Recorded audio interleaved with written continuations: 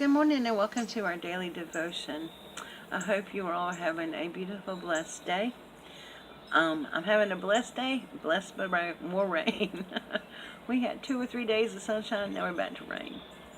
But while preparing to do my devotion, I was flipping through some things, and every once in a while I'll indulge in this particular women's magazine I like to read because they have reviews of books and things, and I'm one of those people who still loves to read books, like real books with the pages and stuff. There's just something about holding a real book in your hand that excites me, and flipping the pages and the smell of the book. I know it's weird, but that's just the way I am. And while I was checking out some of the bestsellers that was on the market right now, I came across one that really surprised me in a way, and then not so much in another way. This book was written, part of it was written almost over 4,000 years ago.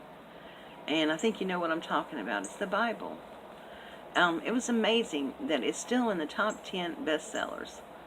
And I love to read the Bible.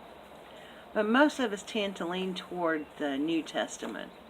And for some reason, we don't read the Old Testament a whole lot. And, you know, for some, I've heard people say, well, we don't need to read the Old Testament. Didn't Jesus replace those teachings? Well, no.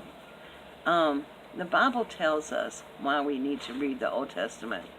And Paul wrote in Romans 15, I think it was 4 through 5, he wrote, "For everything that was written in the past was written to teach us, so that the endurance taught in the Scriptures and the encouragement they provide, we might have hope. May the God who gives endurance and encouragement give you the same attitude of mind toward each other that Christ Jesus had."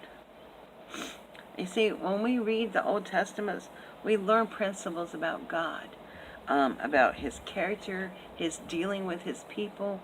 And the one thing we learn about Him is that He always remained faithful to His people. He always kept His promises. Everything He said He would do, He did. And sure, the Israelites were punished, disciplined when they strayed from God, but He always fulfilled His promises. Excuse me. The writing of the Old Testament it covered about 1,400 years.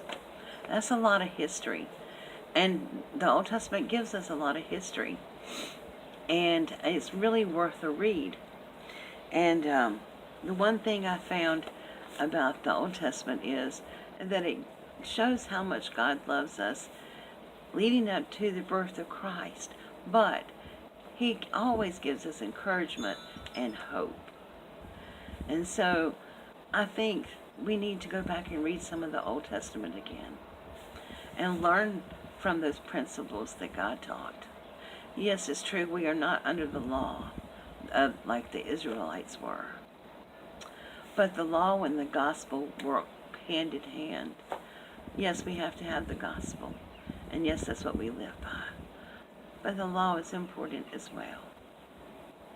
But if you need to find some fresh new hope or encouragement or endurance, read the Old Testament, and I will suggest a wonderful chapter that talks a lot about that, and that's Isaiah 41.